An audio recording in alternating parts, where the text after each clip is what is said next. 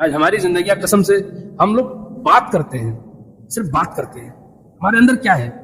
ہم گفتار کے غازی ہیں. میں ممبر پہ کھڑا ہوں، اللہ کی قسم میں سب سے زیادہ اپنے آپ سے گن کرتا ہوں، بیان کرتا ہوں، میں پتہ نہیں اللہ رب العالمین مجھے معاف کرے گا یا نہیں. میں اپنے گناہوں، مجھے خود ڈر لگتا ہے میری کیفیت کیا ہے، میں اپنے گناہ نہیں گن سکتا. اللہ کے رسول سوال کر رہے ہیں کہ تم میں سے عاد روزے سے کون ہے؟ کہ میں ہوں. پھر سوال کرتے ہیں کہ تم میں آج کس نے مسکین کو کھانا کھلایا؟ کہتے ہیں انا یا رسول اللہ، اللہ کے رسول میں نے کھلایا. محترم حاضرین گرامی، قابل احترام بزرگوں،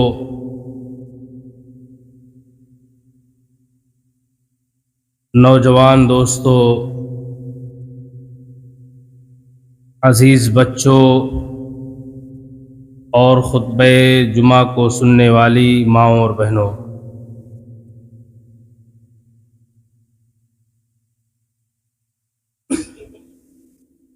اللہ رب العالمین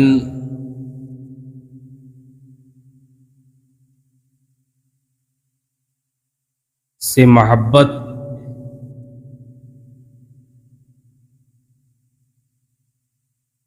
اور اللہ رب العالمین کی قربت کا حصول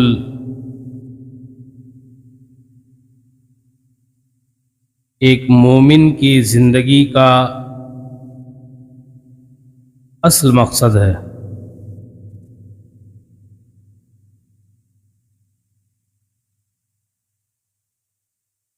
اللہ رب العالمین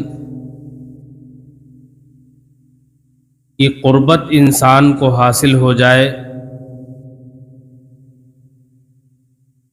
یہ ایک انسان کے لیے بہت بڑی کامیابی کی بات ہے.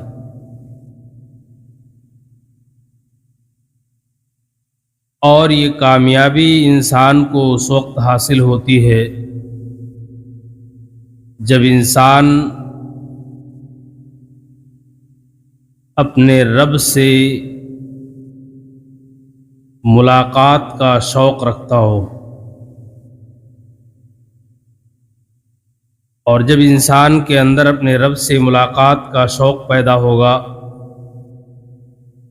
تو اس کے اندر اللہ کی عبادت کا شوق پیدا ہوگا، اور یہ انسان کی زندگی کا ایک ماحصل ہے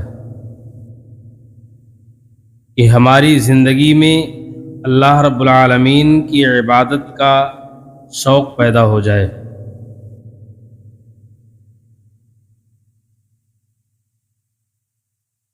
اللہ رب العالمین سورہ آل عمران کے اندر ارشاد فرماتے ہیں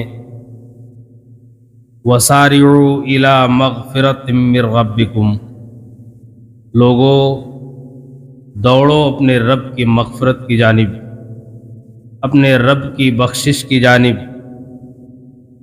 وَجَنَّةٍ، اور اس جنت کی طرف دوڑو، عرضها السماوات والارض، جس کی چوڑائی آسمان و زمین کے برابر ہے، اعدت للمتقین، متقیوں کے لیے تیار کی گئی ہے.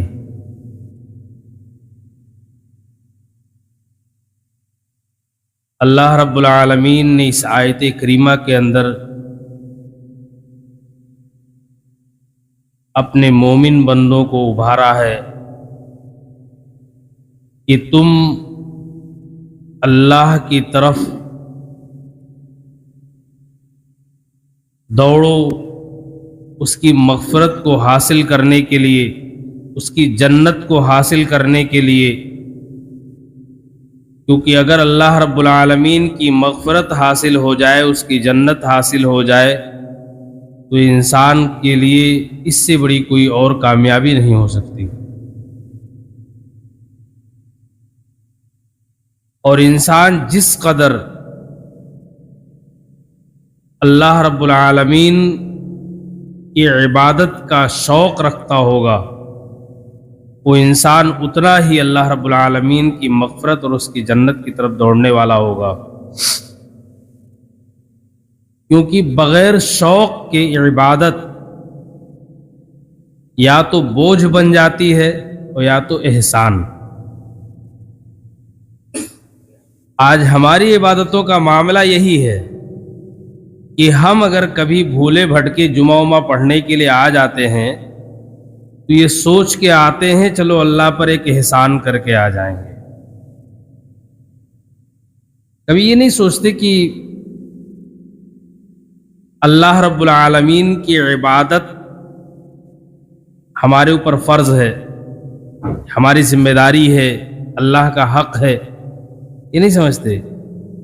ہمارے ذہن میں یہ آتا ہے، یا تو ہم یہ سوچ کے آتے ہیں کہ چلو نماز پڑھ لیں گے ایک بوجھ اتر جائے گا، بوجھ سمجھتے ہیں، اور یا تو یہ سوچ کے آتے ہیں کہ چلو ایک نماز پڑھ لیں گے، جمعہ پڑھ لیں گے، اللہ پر احسان کر کے آ جائیں گے۔ یہ تصور ہوتا ہے، یہ شوق نہیں ہے۔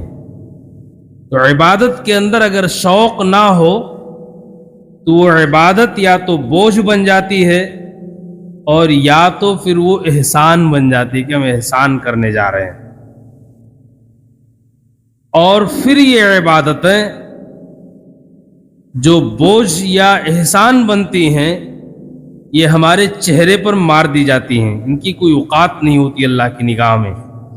علامہ البانی رحمۃ اللہ علیہ نے ایک صحیحہ کے اندر ایک روایت نقل کی ہے کہ قیامت کا دن ہوگا، اللہ رب العالمین کے سامنے ایک شخص حاضر ہوگا، اللہ اس سے سوال کرے گا کہ تو نے دنیا کے اندر کیا کیا؟ وہ کہے گا اللہ میں 60 سال تک تیرے لیے نمازیں پڑھتا رہا۔ اللہ فرمائے گا میں نے تیری ایک بھی نماز قبول نہیں کی۔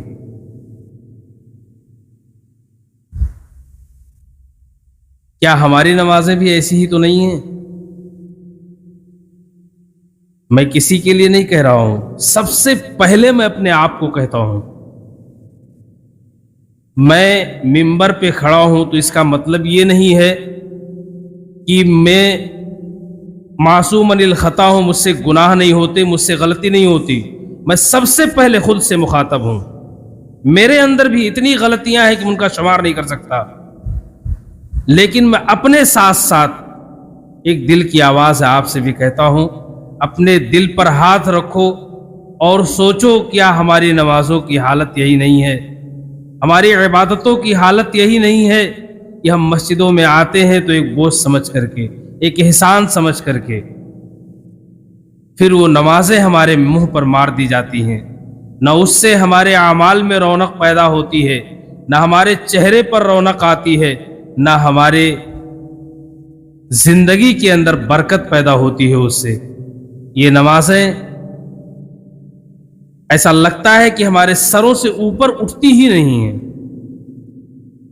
تو اس کی سب سے بڑی وجہ یہ ہے کہ ہمارے اندر عبادت کا شوق نہیں ہے، یا تو ہم اسے بوجھ سمجھتے ہیں یا تو احسان سمجھ کے ادا کرنے چلے جاتے ہیں۔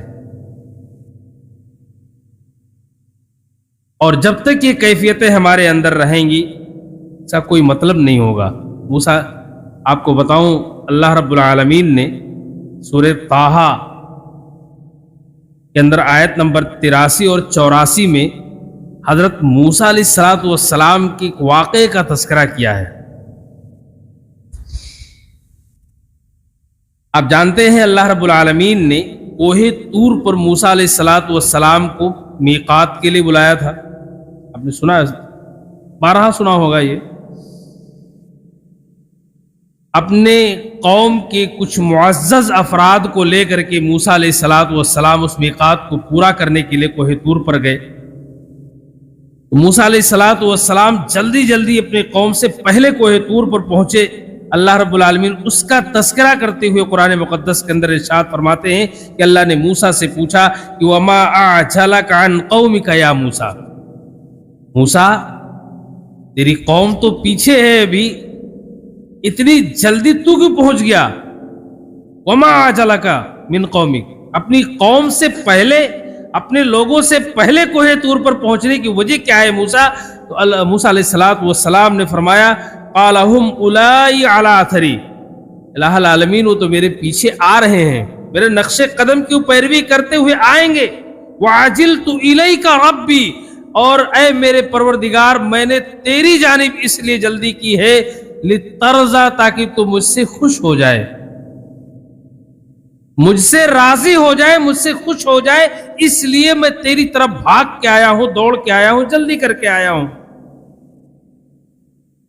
तो एक शौक होता है अल्लाह रब्बुल आलमीन की तरफ, या अल्लाह रब्बुल आलमीन की इबादत की तरफ, अल्लाह रब्बुल आलमीन के अहकाम की तरफ इंसान की रग़बत होती है, वो उसकी तरफ दौड़ता है, भागता है। वो शौक जब पैदा होता है इंसान के अंदर, तो फिर उसको अपने उस अमल की, उस इबादत की हलावत और चाशनी महसूस होती है।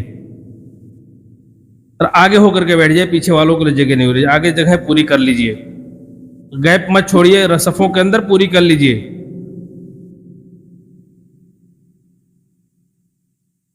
इसी तरीके से अल्लाह रब्बुल आलमीन ने सूरे अंबिया आयत नंबर 89 और 90 के अंदर हजरत ज़करिया अलैहिस्सलाम का तज़किरा किया है। आपने नाम सुना होगा हजरत ज़करिया अलैहिस्सलाम का।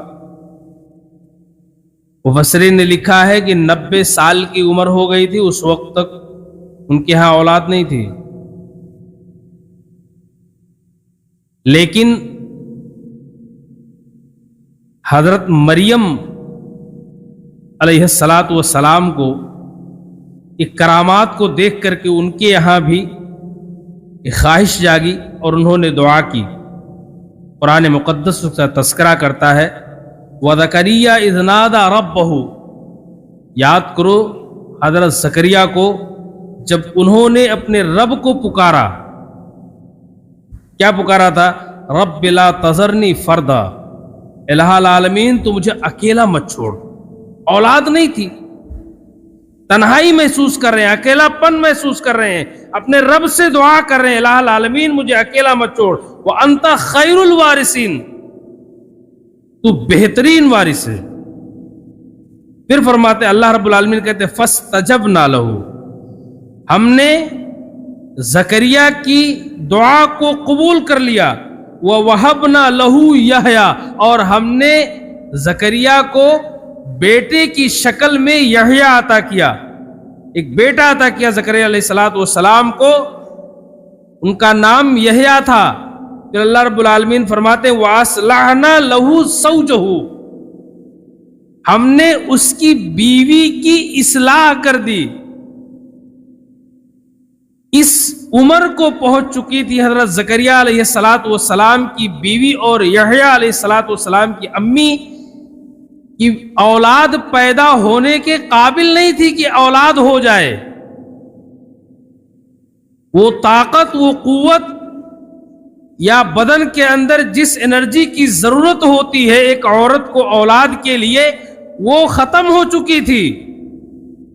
उस वक्त ज़करिया अलैहिस्सलातु वस्सलाम ने दुआ मांगी थी, इलाहुल आलमीन मुझे एक वारिस अता कर दे। अल्लाह रब्बुल आलमीन फरमाते हैं कि मैंने सिर्फ औलाद ही नहीं अता की उसको, उसकी बीवी की इस्लाह कर दी, जो इस कैफियत में नहीं थी कि उसके यहां बेटा पैदा हो जाए। अल्लाह रब्बुल आलमीन ये भी कह सकते थे ज़करिया दूसरी शादी कर लो, लेकिन अल्लाह रब्बुल आलमीन कहते हैं वह असलहना लहू सौजहू, हमने उसकी बीवी को दुरुस्त कर दिया, यानी वो एनर्जी पैदा हुई। अल्लाह रब्बुल आलमीन कादिर है हर चीज पर, वो किसी को कभी भी दे सकता है, 90 साल 80 साल 100 साल के बुढ़ापे में दे, उसकी मर्जी है। अल्लाह रब्बुल आलमीन ने बेटा अता किया। और फिर अल्लाह रब्बुल आलमीन फरमाते हैं वजह क्या थी ये ज़करिया को जो इस बुढ़ापे में एक दुआ की, बेटा अता किया, बीवी को दुरुस्त कर दिया, वजह क्या थी? वजह सुनिए, कुरान उस वजह को बयान करता है कि इन्नहुम युसारिऊना फिल खैरात, ज़करिया नेकी की तरफ दौड़ने वाला था। इन्नहुम युसारिऊना फिल खैरात, नेकी की जानिब, खैर की जानिब वो दौड़ने वाले थे। वयदऊनना रगबन व रहबा, और उसने हमें पुकारा था कैसे? रगबत के साथ, रगबत उम्मीद के साथ, एक आरजू के साथ, तमन्ना के साथ। रगबत होती, चाहत। रगबत के साथ उसने हमें पुकारा, व रहबा, और खौफ के साथ। दोनों चीजें होती हैं, उम्मीद भी और खौफ भी, दोनों चीजें होनी चाहिए। अल्लाह फरमाते हुए यदऊनना रगबम व रहबा व कानू लना खाशीन, और वो हमसे डरने वालों में से था। अल्लाह रब्बुल आलमीन ने यहाँ खुसूसियत के साथ तस्करा किया है, इन्नहुम युसारिऊना फिल खैरात। नेकी की रगबत रखने वाले थे, वो शौक रखने वाले थे, नेकियों की तरफ भागने वाले थे। इसलिए अल्लाह रब्बुल आलमीन ने उस उम्र में भी उनकी दुआ सुनी और उन्हें एक औलाद से नवाजा। आज हमारे यहाँ कितने लोग बे औलादे, जिनके यहाँ औलाद नहीं है, बस शादी हुई 1-2 साल नहीं गुजरा, साल नहीं पूरे हुए, उससे पहले बाबाओं के चक्कर शुरू, 2-3 साल गुजर गए तो फिर पता नहीं कौन कौन सी हरकतें ये इंसान करता है। सुन के अल्लाह की कसम, वो इब्लीस जो आदम को सजदा ना करने की वजह से धुतकारा गया था, वो भी हंसता होगा, क्या ये आदम की औलाद है? यही वो आदम की औलाद है कि जिसके सामने एक सजदा ना करने की वजह से मैं जिंदगी भर के लिए धुतकारा गया। ये पता नहीं कौन कौन सी जगहों पे सजदा करता है। तो अल्लाह रब्बुल आलमीन ने वजह क्या बताई ज़करिया अलैहिस्सलातु वस्सलाम को औलाद देने की? नेकी की तरफ रगबत रखने वाले थे, वो नेकी की तरफ दौड़ने वाले थे, नेकी की तरफ कोशिश करने वाले थे। तो शौक़ इबादत, इबादत के लिए रगबत पैदा होना दिल के अंदर, ये अल्लाह रब्बुल आलमीन का एक बहुत बड़ा इनाम है, जिसके अंदर पैदा हो जाए। अंबिया भी इसकी तौफीक मांगा करते थे, अंबिया भी नेकियों की तरफ भागने वाले थे, दौड़ने वाले थे। अल्लाह के रसूल सल्लल्लाहु अलैहि वसल्लम के बारे में जानते हैं, अल्लाह रब्बुल आलमीन ने कुरान मुक़द्दस सूरह इंशरा आयत नंबर 7 और 8 के अंदर इरशाद फरमाया अपने नबी को, फ़ैज़ा फ़रग़ता फ़ंसब, नबी जब तुम अपने फ़र्ज़ मनसबी यानी दावत व तबलीग के काम से फारिग हो जाओ तो क्या करो? अपने रब की तरफ भागो, अपने रब की तरफ रग़बत करो, यानी अपने रब की इबादत में ज्यादा से ज्यादा वक्त लगाओ। और उसी की वजह थी, एक रिवायत बयान करो आप हज़रात के सामने, हज़रत हुज़ैफ़ा इब्न यमान रज़ी अल्लाह तआला अन्हु रावी हदीस है, कहते हैं कि एक रात में अल्लाह के रसूल सल्लल्लाहु अलैहि वसल्लम की इबादत जानने के लिए आपके यहां चला गया। कहते हैं कि आपने रात में क़याम किया, इशा की नमाज के बाद आप सोए, रात में उठे, आपने क़याम किया, क़यामुल लैल। कहते हैं फ़फ़्ततह सूरतल बक़रा थी, अल्लाह के रसूल सल्लल्लाहु अलैहि वसल्लम ने पहली रकात सूरह फातिहा के बाद सूरह बक़रा की तिलावत शुरू कर दी। कहते हैं मैंने सोचा कि यरकौ इंदल मियाँ 100 आयतें पढ़ेंगे, उसके बाद रुकू में चले जाएंगे। कहते हैं आप 100 आयतें भी पढ़ करके गुजर गए, आपने आगे पढ़ना शुरू कर दिया। कहते मैंने सोचा शायद 200 आयतें पढ़ेंगे, लेकिन उससे भी आप आगे गुजर गए। कहते मैंने सोचा शायद सूरह बकरा खत्म करके फिर रुकू कर लेंगे। कहते हैं आपने सूरह बकरा खत्म की, फिर सूरह निसा पढ़ी, फिर सूरह आल इमरान भी पढ़ डाली, और उसके बाद फिर आपने रुकू किया। कहते हैं आपकी तिलावत का अंदाज क्या था? अब वो सुनिए, आपकी तिलावत, रात में जो तिलावत आप पढ़ते थे, नमाज पढ़ते थे, नमाज में तिलावत का अंदाज क्या था?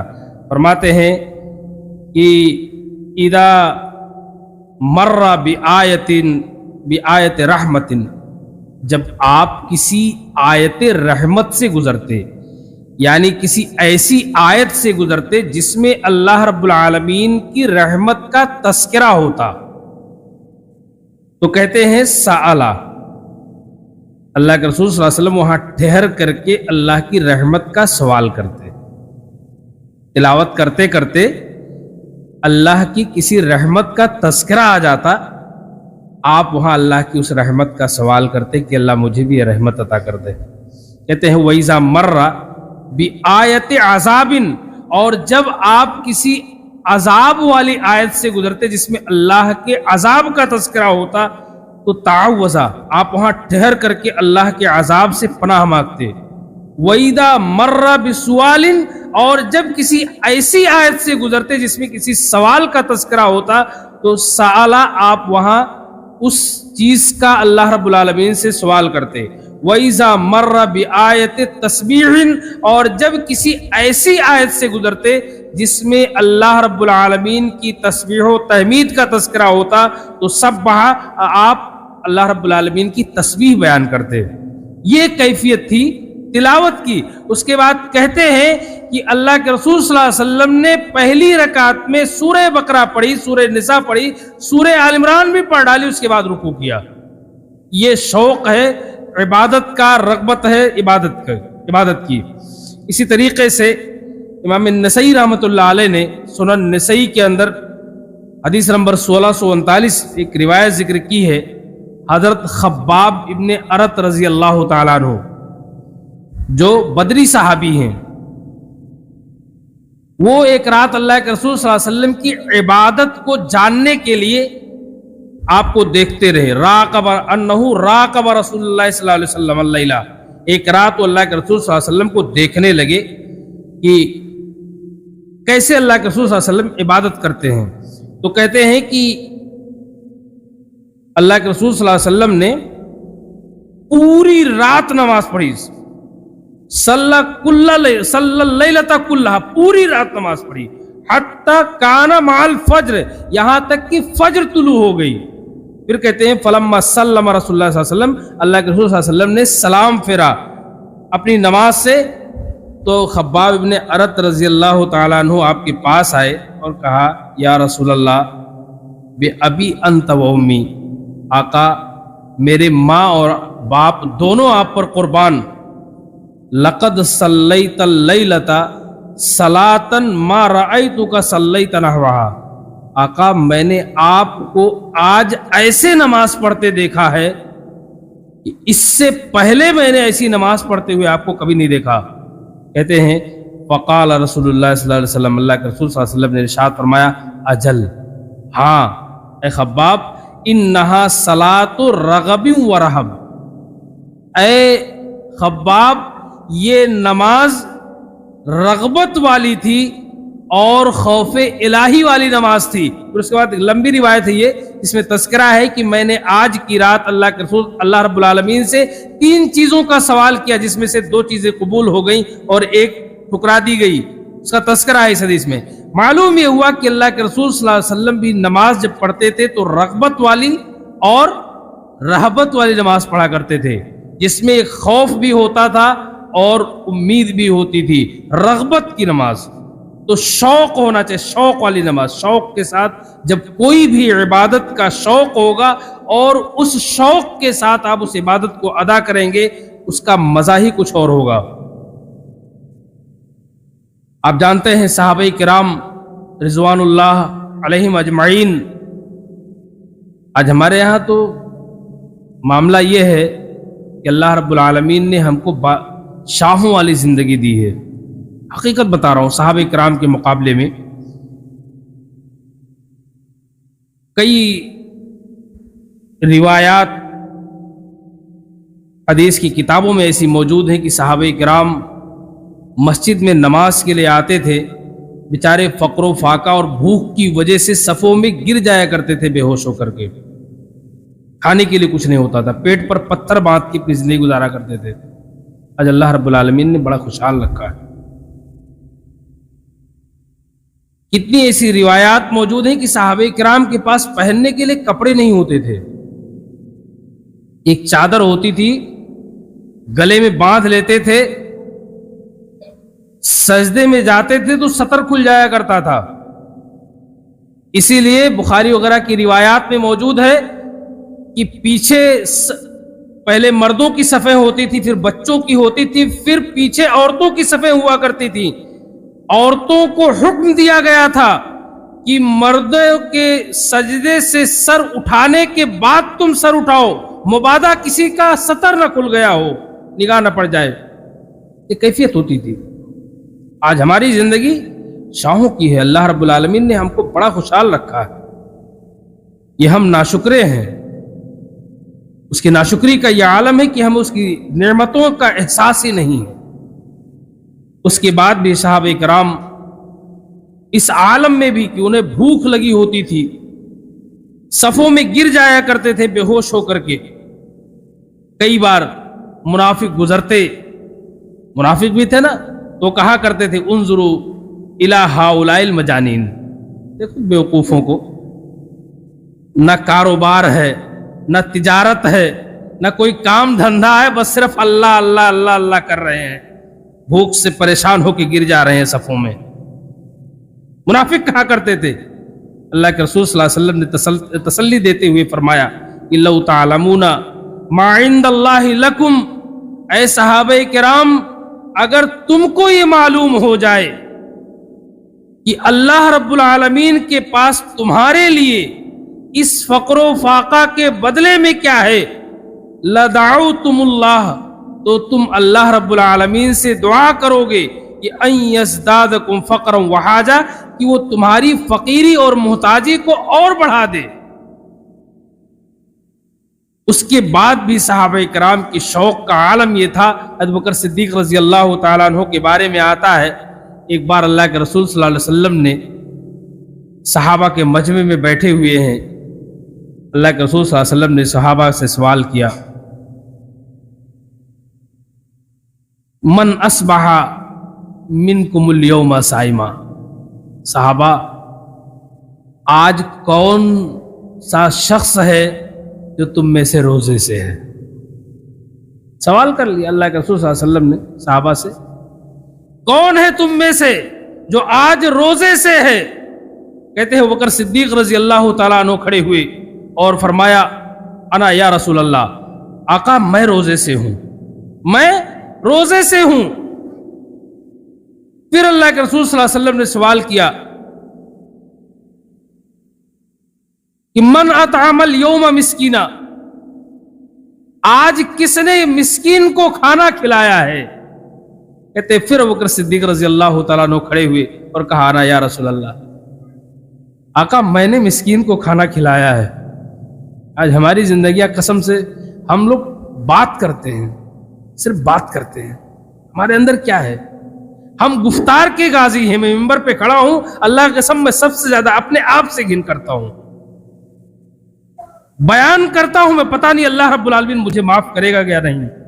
میں اپنے گناہوں، مجھے خود ڈر لگتا ہے کہ میری کیفیت کیا ہے، میں اپنے گناہ نہیں گن سکتا. اللہ کے رسول سوال کر رہے ہیں کہ تم میں سے آج روزے سے کون ہے؟ کہ میں ہوں. پھر سوال کرتے ہیں کہ تم میں آج کس نے مسکین کو کھانا کھلایا ہے؟ کہتے انا یا رسول اللہ، اللہ کے رسول میں نے کھلایا ہے. پھر سوال کرتے ہیں اللہ کے رسول صلی اللہ علیہ وسلم کہ آج تم میں سے جنازے کی اتباع کس نے کی ہے، جنازے کو کندھا کس نے دیا ہے، کون گیا جنازے کے ساتھ میں؟ ابوبکر صدیق رضی اللہ تعالیٰ عنہ کھڑے ہوتے ہیں، اللہ کے رسول انا یا رسول اللہ، اللہ میں گیا، اللہ کے رسول میں گیا تھا، میں جنازے میں شریک ہوا تھا. پھر اللہ کے رسول سوال کرتے ہیں اللہ کے تم میں کون ہے جس نے کسی مریض کی عیادت کی ہے، مریض بیمار پرسی کے لیے، اس کو دیکھ بھال کے لیے گیا تھا؟ ابوبکر صدیق رضی اللہ تعالیٰ عنہ کھڑے ہوتے ہیں کہ اللہ کے رسول میں گیا تھا. اللہ کے رسول صلی اللہ علیہ وسلم